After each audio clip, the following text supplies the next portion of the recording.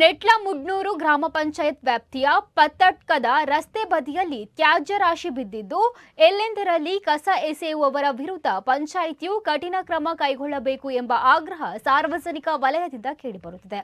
ಸಾರ್ವಜನಿಕ ಪ್ರದೇಶದಲ್ಲಿ ಪ್ಲಾಸ್ಟಿಕ್ ಕಸ, ಕೊಳೆತ ಹಣ್ಣು, ತರಕಾರಿ ಮತ್ತು ಹೋಟೆಲ್ಗಳ ಉಳಿಕೆ ಆಹಾರವನ್ನು ಎಸೆಯಲಾಗುತ್ತಿದೆ. ತ್ಯಾಜ್ಯ ರಾಶಿ ದುರ್ವಾಸನೆ ಬೀರುತ್ತಿದ್ದರೂ ಗ್ರಾಮ ಪಂಚಾಯತ್ ಅಧಿಕಾರಿಗಳಾಗಲಿ ಜನಪ್ರತಿನಿಧಿಗಳಾಗಲಿ ಗಮನ ಹರಿಸಿಲ್ಲ ಎಂದು ಸ್ಥಳೀಯರು ತೀವ್ರ ಅಸಮಾಧಾನ ವ್ಯಕ್ತಪಡಿಸಿದ್ದಾರೆ.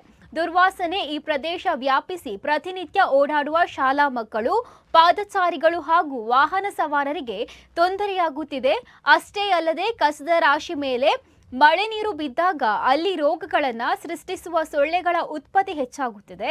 ಹೀಗಾಗಿ ಕಸ ಹಾಕುವವರ ವಿರುದ್ಧ ಕಟ್ಟುನಿಟ್ಟಿನ ಕ್ರಮ ಕೈಗೊಳ್ಳಬೇಕು.